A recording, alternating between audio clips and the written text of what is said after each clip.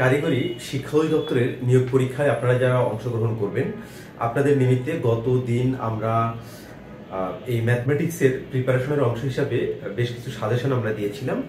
তো আজকের ভিডিওতে আমরা ম্যাথমেটিক্সের কিছু গুরুত্বপূর্ণ প্রশ্ন দেখার চেষ্টা করব, যে প্রশ্নগুলো বিভিন্ন চাকরির পরীক্ষায় লিখিত পরীক্ষায় এসেছে। তো এই ধরনের কিছু ম্যাথ দেখার চেষ্টা করব আমরা। আজকে আমরা মূলত সুদ এবং মুনাফা সম্পর্কিত যে অধ্যায়টি, এই অধ্যায় থেকে যে কোশ্চেনগুলো ইম্পর্টেন্ট সেগুলো দেখার চেষ্টা করব। এখানে আমাদের বেশ কিছু গুরুত্বপূর্ণ ম্যাথ রয়েছে। আমরা যেমন যদি আমি প্রথমে বলি যে সুদের হার 6 থেকে 4% হলে, মানে 6 থেকে কমে যদি 4% হয়, তাহলে 500 টাকা 3 বছরের সুদ কত হবে। তারপরে ধরুন আরো যে ম্যাথগুলো আছে, কোনো আসল 20 বছরের সুদে আসলে দ্বিগুণ হলে কত বছরের সুদে আসলে 3 গুণ হবে। এই যে ম্যাথগুলো দ্বিগুণ 3 গুণ, এই ম্যাথগুলো ইম্পর্টেন্ট, মোস্ট ইম্পর্টেন্ট ম্যাথগুলো আমরা বোর্ডে দেখব। আমি এখানে প্রথমে একটি ম্যাথ উঠাচ্ছি। এখানে বলা হচ্ছে 10,000 টাকার 2 বছরের চক্রবৃদ্ধি সুদ ও সরল সুদের পার্থক্য 288 টাকা হলে সুদের হার কত। আমি যদি প্রশ্নটা আপনাদের সুবিধার্থে একটু উঠায় রাখি, বলছে 10,000 টাকা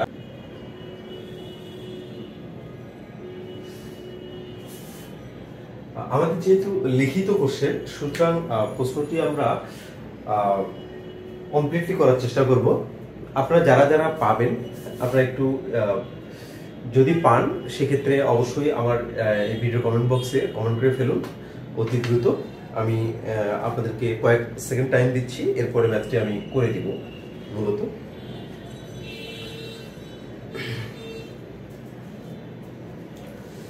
দেখুন, আমাদের এই সুদ সম্পর্কিত যে অঙ্কগুলো রয়েছে, এখানে যদি আপনি 4 থেকে 5টা রুলস মনে রাখেন, তাহলে কিন্তু এই সুদ সম্পর্কিত যতগুলো ম্যাথস রয়েছে সবগুলোই পারা যায়, এবং পরীক্ষার হলে যে কোনো ধরনের ম্যাথস আসলেই না আমরা কভার করতে পারি। তো যাদের হওয়ার কথা তাদের অলরেডি হয়ে গেছে, তারপরে আমরা এখন একটা সলিউশনে যাচ্ছি। আমার উত্তরের সঙ্গে আপনারা একটু মিলাই নেবেন। এখানে বলা হচ্ছে 10,000 টাকা 2 বছরের চক্রবৃদ্ধি সুদ ও সরল সুদের পার্থক্য এত টাকা হলে সুদের হার কত। এই ম্যাথটি করার জন্য দুইটা আপনার হচ্ছে গুরুত্বপূর্ণ পয়েন্ট আছে এখানে। একটা গুরুত্বপূর্ণ পয়েন্ট হচ্ছে চক্রবৃদ্ধি সুদ, আর একটা হচ্ছে সরল সুদ। দুইটা সুদের পার্থক্য হচ্ছে 288 টাকা। চক্রবৃদ্ধি সুদ কি আর সরল সুদ কি আমরা সকলেই জানি। যদি আমি ফর্মুলাটার কথা যদি বলি, চক্রবৃদ্ধি সুদের ক্ষেত্রে এক ধরনের ফর্মুলা, আর হচ্ছে যদি আমি একটু আপনাদেরকে মনে করাই দিই, একটা হচ্ছে চক্রবৃদ্ধি মূল। চক্রবৃদ্ধি মূল, চক্রবৃদ্ধি মূলের যে ফর্মুলাটা সেটা হচ্ছে p × 1 + r উপরে হচ্ছে n। এটা হচ্ছে চক্রবৃদ্ধি মূলের ফর্মুলাটা। এবারে চক্রবৃদ্ধি সুদ, চক্রবৃদ্ধি সুদের যে ফর্মুলাটা, চক্রবৃদ্ধি সুদের ফর্মুলাটা হবে p × 1 + r, এবং আপনার যে মূলটা ছিল, চক্রবৃদ্ধির যে মূলধনটা ছিল সেটা আপনার বাদ যাবে, -p বাদ যাবে। তাহলে এইটা হচ্ছে চক্রবৃদ্ধি সুদ বা চক্রবৃদ্ধি মুনাফা, আর এটা হচ্ছে চক্রবৃদ্ধি মূল বা চক্রবৃদ্ধি সুদ আর কি এটা। আর সরল সুদের ক্ষেত্রে তো আমরা ফর্মুলাটা জানি যে I = PNR, এটা হচ্ছে সরল সুদের ক্ষেত্রে। এখন প্রশ্ন বলছে চক্রবৃদ্ধি সুদ বলতে হচ্ছে এটা, এবং সরল সুদ বলতে হচ্ছে এটা বোঝায়। তাহলে এই দুইটার পার্থক্য কত? 288। জাস্ট সিম্পল, 288 হলে সুদের হার। সুদের হার বলতে আমরা কি বুঝি? এই সুদের হার বলতে আমরা বুঝি হচ্ছে অনলি এই আর বুঝি। ওকে, এই অনলি আমাদের এই আরটা বের করতে হবে, সুদের হারটা আমাদের বের করতে হবে। তার মানে আমরা এইটুকু শিওর যে আমরা জাস্ট হচ্ছে এইটা আর এটার পার্থক্য। দেখুন, চক্রবৃদ্ধি সুদ বেশি হবে নাকি সরল সুদ বেশি হবে? অবশ্যই চক্রবৃদ্ধি সুদটা বেশি হবে। এখানে কিন্তু এই n এর ভ্যালুটা এখানে বসবে, এখানে হবে n। ওকে, তাহলে এইটা হচ্ছে সবচেয়ে বড়, দেন হচ্ছে এটা। তার মানে হচ্ছে ওই বড়টা থেকে আমরা ছোটটা বাদ দিলেই যে উত্তরটা পাবো সেটা। তার মানে আমরা এখানে কথাটা এভাবে লিখবো। প্রথমত, যেহেতু সুদের হার বের করতে বলছে, তাহলে আমরা এখানে লিখবো। আর একটা বিষয়, রিটার্ন পরীক্ষার ক্ষেত্রে আপনারা লিখবেন কি, এই প্রশ্নের নম্বর যদি 1 হয়, আপনারা লিখবেন 1 নং সমস্যার সমাধান।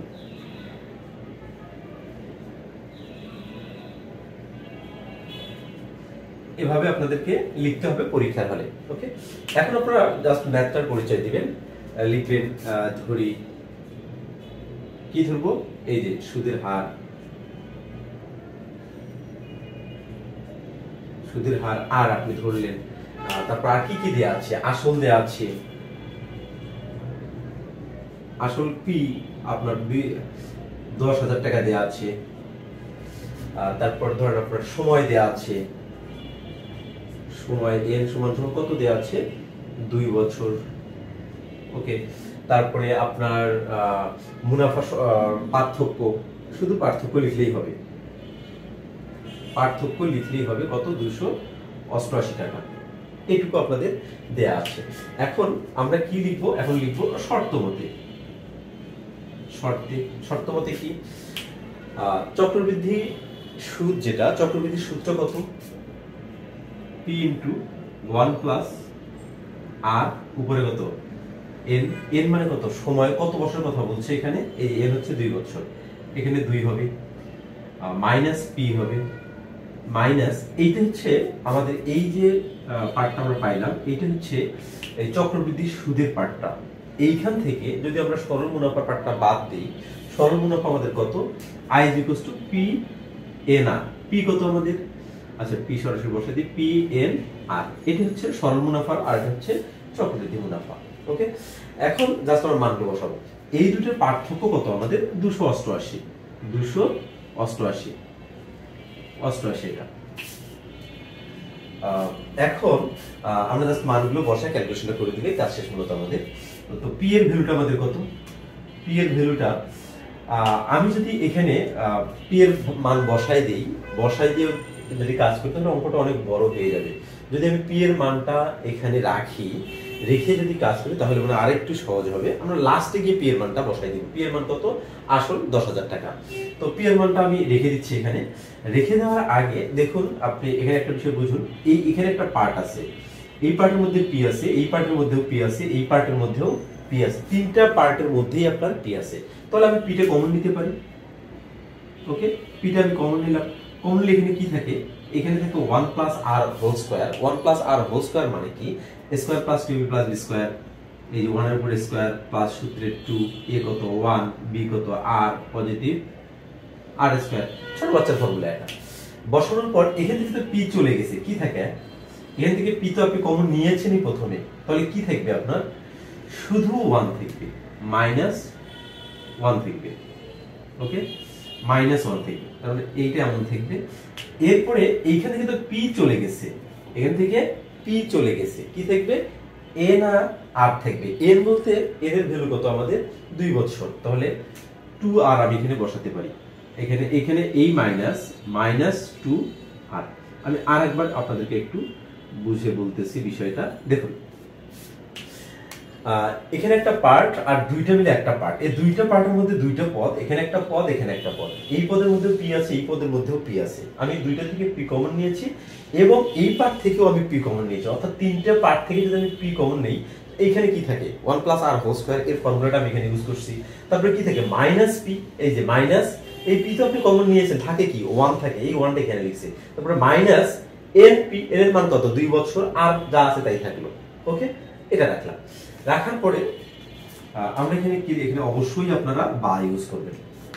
আচ্ছা, এখন আমরা এখানে কি করতে পারি, এই যে এখানে 1 এর উপরে স্কয়ার মানে কি, আসলে 1ই হয়, তাহলে এইটা দরকার নাই আমাদের। তাহলে এখানে 1, এখানে দেখুন তো এইটা ক্যালকুলেশন করলে কত হয়, এই যে -1 আর এখানে হচ্ছে +1, এই দুটো ক্যান্সেল। ওকে, এখানে দেখুন +2r কে ক্যালকুলেশন করলে এখানে -2r, এইটা আর এটা ক্যান্সেল হয়ে যাচ্ছে। তাহলে উপরে আমাদের কি থাকলো, পি আর স্কয়ার থাকলো। তাহলে উপরে আমরা ওই কথাটা লিখে রাখি, বা P R square is equals to 288 আছে। এখন আমরা পি এর মানটা জাস্ট বসাবো। পি এর মানটা যদি আমরা এখানে বসাই, পি এর মান আমরা কত জানি, 10,000। এখন কথা হচ্ছে এই অঙ্কের মূল টপিকসটা হচ্ছে এখানে। আপনি যদি এই পার্টটা না বুঝেন তাহলে কিন্তু অঙ্ক করতে পারবেন না, এই অঙ্কটা কোনোভাবেই আপনি মিলাতে পারবেন না। দেখুন এখন পি স্কয়ার যে আছে, সরি এখানে আর স্কয়ার আছে, আমরা আর বলতে কি বুঝি মূলত? আর বলতে এখানে কিন্তু ম্যাথগুলোতে দুইটা জায়গায় আর দুই ধরনের অর্থ প্রকাশ করে। একটা হচ্ছে মুনাফার হার, মুনাফার হার, যেখানে হচ্ছে মুনাফার হার বলতে কি বোঝায় যে 100 টাকা এক বছরের মুনাফা কত সেটা। আর যদি সিঙ্গেল আর থাকে, যেমন এন একটা বয়স, এর একটা হচ্ছে কি সময়, এর সিঙ্গেল মান 2 বছর, মানে অন্য কিছু নাই। এখানে আর এরও সিঙ্গেল মান থাকবে, যেখানে পার্সেন্ট থাকবে না। আর এর সিঙ্গেল মান থাকবে কিন্তু কি থাকবে না, পার্সেন্ট থাকবে না। তাহলে আমরা এখানে পার্সেন্টটাকে উঠাই দিব, পার্সেন্টটাকে উঠাই দিব, কারণ আমরা ম্যাথমেটিক্স গুলো যখন আমরা চক্রবৃদ্ধি সুদ বা সুদের অঙ্কগুলো যখন আমরা করি, তখন আমরা করতে হয় কি, আমি যদি আপনাদেরকে একটু দেখাই, সেটা হচ্ছে ধরুন আমি আর এর মান বের করব। আর এর মান যদি বের করতে চাই, এখানে আই বাই পি এন আছে, ওকে। তখন আমরা এখানে কি করি, মূলত এই আই এর মান বসাই 500 ধরে নিলাম, এখানে পি এর মান বসাই 100 ধরে নিচ্ছি আর কি, এখানে 300 ধরে নিলাম, এন এর মান 2 ধরে নিলাম। যখন আপনাকে শুধু আর এর মান বের করতে হবে, তখন আমাদের করতে হয় কি, এই যে নিচে 100 আছে, এই 100টা এইখানে গুণন করতে হয়, এই 100টা এখানে গুণন করতে হয়। আর কোনো কারণে যদি এখানে স্কয়ার থেকে থাকে, কোনো কারণে যদি আসে, সেক্ষেত্রে কত হয়, 100 এর উপর স্কয়ার মানে কত, মানে 10,000 আর কি, 10,000, তার মানে এখানে তখন 10,000 হয়ে যাবে। এইভাবে কিন্তু আমরা বেসিক লেভেলের যে ম্যাথগুলো সেগুলো করে আসছি। সুতরাং আপনারা যদি এই বিষয়টা যদি এইখানে ভালো করে কভার না করেন, তাহলে কিন্তু ম্যাথটা আপনি বুঝতে পারবেন না। তাহলে আর এর ভ্যালুটা আমাদের কত, আর 8 থেকে আমরা যদি আর এর মান বের করব, আমি আরটা 8 থেকে, অর্থাৎ আমি আর এর মানটা বের করব। আর এর মান যদি বের করতে চাই, আর এর উপরে স্কয়ার আছে, তাহলে আর এর উপরে স্কয়ার থাকলে এখানে স্কয়ার থাকবে, এবং নিচে কি হবে, নিচে যে 100 আছে তার উপরে স্কয়ার, ওই 100টা আমি উঠাই দিচ্ছি, তার মানে 1 2 3 4, ওকে, এটা হবে। এখন এখানে কত হবে, 288, 288, ওকে। এখন আমরা কাটাকাটি করে দিই, এই চারটা ক্যান্সেল হয়ে যায়, তারপরে এখানে আর স্কয়ার ইকুয়ালস আমরা পাচ্ছি 288। এখন আপনাকে বের করতে হবে অনলি আর এর মান। এখন যদি আপনি এখান থেকে আর এর মানটা বের করেন, তাহলে আপনি পাবেন এখানে 16.98 এই ধরনের একটা ভ্যালু পাবেন আর কি। আর এটাই হচ্ছে আমাদের অ্যানসার। তো এখানে বের করতে বলছে সুদের হার কত, সুদের হার তাহলে হলো এত পার্সেন্ট, ওকে। যেহেতু আমরা 100 ওই সাইডে নিয়ে গেছি, সুতরাং এখানে হবে সুদের হার 16.98%। কোন আসল 3 বছরে মুনাফা আসলে 5,500 টাকা হয়, মুনাফা আসলে 3/8 অংশ হলে আসল ও মুনাফার হার নির্ণয় করতে হবে। এই প্রশ্নটিতে দুইটি পার্ট আপনাকে বের করতে হবে, একটি হচ্ছে আসল এবং আরেকটা হচ্ছে মুনাফার হার, অর্থাৎ হচ্ছে একটা হচ্ছে পি বের করতে হবে, মুনাফার হার হচ্ছে আর বের করতে হবে।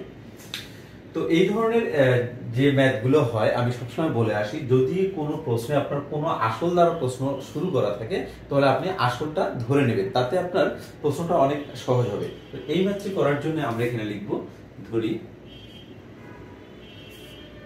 আসল 100 টাকা, 100 টাকা আমরা আসল ধরে নিই। এরপরে মুনাফা, এটা হবে আসলের 3/8 অংশ, তাহলে এই মুনাফাটা হবে আসলের 3/8 অংশ। তাহলে আমরা মুনাফাটা বের করে নিই। মুনাফা এইটা হবে আসলের, আসল কত, 100, এত এর কত অংশ, 3/8 অংশ, হচ্ছে 3/8 এত অংশ, ওকে। যদি আমরা ক্যালকুলেশন করি, তাহলে আমরা এখানে পাচ্ছি 300/8। এরপরে মুনাফা আসলে এত অংশ, আমরা এখানে আসল পাচ্ছি এবং মুনাফা পেয়েছি। এখন আমরা কি বের করতে পারি, মুনাফা আসলটা বের করতে পারি, ওই কথাটা লিখবো, মুনাফা আসল, মুনাফা আসল। তাহলে মুনাফা আসল মানে কি, মুনাফা যোগ আসল। মুনাফা হচ্ছে আমাদের 300/8 যোগ আসল কত আমাদের 100, ওকে। তাহলে এটা আমরা লসাগু করব, লসাগু হচ্ছে 8, তাহলে এখানে হচ্ছে 300 যোগ এখানে হচ্ছে 800, তার মানে এখানে আমরা ইভেন্চুয়ালি পাচ্ছি হচ্ছে 8 আর 3 1100/8। তাহলে মুনাফা আসল হচ্ছে এত টাকা। এখন এখানে বলা হচ্ছে কি 3 বছরে মুনাফা আসলে এত টাকা। তাহলে যদি এই মুনাফা আসল যদি এত হয়, তাহলে আসল কত আমাদের এখানে আসল বের করতে হবে। যেহেতু মুনাফা আসল 1100 বাই, আমরা এই কথাটা লিখবো,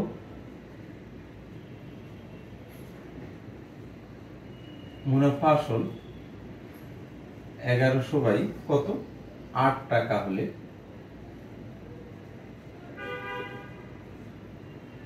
8 টাকা হলে আসল আমাদের কত, আসল কত। এই যে মুনাফা আসলটা আমরা বের করেছি, তখন আমাদের আসল কত ছিল, এই যে আসল 100 টাকা, এই যে এই পার্ট থেকে আসলটা এখানে আমরা লিখেছি। তার মানে মুনাফা আসল এত টাকা হলে আসল তখন 100 টাকা। ওকে, এবারে মুনাফা আসল কত টাকা হলে 1 টাকা হলে, মুনাফা আসল যদি 1 টাকা হয় তাহলে আসল কত হবে, 100 ইন্টু 8 বাই হচ্ছে 1100। ওকে, এরপরে যদি মুনাফা আসল প্রশ্নে কত দেয়া আছে, প্রশ্নে দেয়া আছে 5500 টাকা। মুনাফা আসল 5500 টাকা হলে তাহলে আসল কত আমাদের, তাহলে এটা মাল্টিপ্লাই হবে 100 ইন্টু 8 ইন্টু 5500 বাই এখানে হচ্ছে 1100। এবারে আমরা দুইটা শূন্য ক্যান্সেল করে দিব এবং এই 11 দ্বারা 55 কে যদি কাটি, 5 11 55, তার মানে এখানে আসলে আমাদের হচ্ছে 5 আসে। এখানে দেখুন তাহলে আমাদের কত আসলো, 500 আর হচ্ছে 8, 50 তে 40, অর্থাৎ হচ্ছে 4000 টাকা। এবারে আপনি বুঝুন মুনাফা আসলে এত টাকা হলে আসল হচ্ছে আমাদের হচ্ছে 4000 টাকা। তার মানে আসল আমরা লিখতে পাচ্ছি, অতএব আসল হচ্ছে আমাদের এই 4000 টাকা, আর হচ্ছে মুনাফা আসল আমাদের কত ছিল, মুনাফা আসল ছিল আমাদের 5500 টাকা, 5500 টাকা। অতএব আমরা এই মুনাফা আসল থেকে যদি আমরা এই আসলটা বাদ দিই, তাহলে আমরা কি পাবো, শুধু মুনাফা পাবো। অতএব মুনাফা 5500 মাইনাস এই 4000, তার মানে আমাদের কত হচ্ছে 5500 থেকে 4000 আমরা বাদ দিয়ে দিব, তার মানে আমরা হচ্ছে 1500 পাবো। এই 1500 টাকা হচ্ছে আমাদের মুনাফা। এখন প্রশ্নে কিন্তু বলেছিল আসল এবং মুনাফার হার কত এটা বের করতে হবে। আসলটা কিন্তু আমরা বের করে ফেলেছি, আসল হচ্ছে আমাদের এই 4000 টাকা, এটা আমরা অলরেডি বের করে ফেলেছি। এখন আমাদের কাজ হচ্ছে মুনাফার হার বের করা, অর্থাৎ হচ্ছে রেট অফ ইন্টারেস্ট বা আর নির্ণয় করা। তো আমরা এখানে আসল পেয়েছি, মুনাফা পেয়েছি। তো এখন আমরা আমি যদি এসপিএস একটু বের করে নেই, যেহেতু আমরা মুনাফার হার বের করব, তার মানে হচ্ছে আমরা তো একটা ফর্মুলা জানি, I = PNR, এখান থেকে আর এর মান বের করব, R = I ভাগ হচ্ছে PN হবে। এখানে ফার্স্ট হচ্ছে I বলতে হচ্ছে মুনাফা, মুনাফা কত আমাদের 1500 টাকা, 1500 টাকা, কিন্তু P আসল আমাদের কত ছিল, আসল কত বের করেছি 4000 টাকা, ইনটু n বলতে হচ্ছে সময়, কত বছর কথা বলা হচ্ছে, 3 বছর কথা বলা হচ্ছে, 3 ইনটু এইখানে যে আর আছে আমাদের রেট অফ ইন্টারেস্ট, এর নিচে কিন্তু 100 আছে, তো এই 100টা এইখানে এসে গুণ হয়ে যাবে। ওকে, এখন আমরা জাস্ট কাটাকাটি করে দিব, 1 2 3টে শূন্য, 1 2 3টে শূন্য ক্যান্সেল, এখানে আমাদের 4 থাকে আর এখানে 3 থাকে। 3 দ্বারা যদি আমি এই 50 কে কাটি, 15 কে কাটি, তাহলে 5 0 50 থাকে, তার উপরে হচ্ছে 50, নিচে হচ্ছে 4, তার মানে ইভেন্টুয়ালি আমরা পাচ্ছি, যদি কাটাকাটি করি তাহলে 25 বাই হচ্ছে 2। যদি এটাকে আরো সিম্পলিফাই করে রাখি, এটা যদি কেউ রাখেন তবু অ্যান্সারটা হবে। আবার যদি আপনারা মনে করেন যে 12.5 লিখবেন, এত পার্সেন্ট লিখলে হবে আর কি, মানে 12.5%, এটা হচ্ছে এখানকার অ্যান্সার। তার মানে এখানে দেখুন মুনাফার হার হচ্ছে 12.5% এবং আসল হচ্ছে আমাদের 4000 টাকা।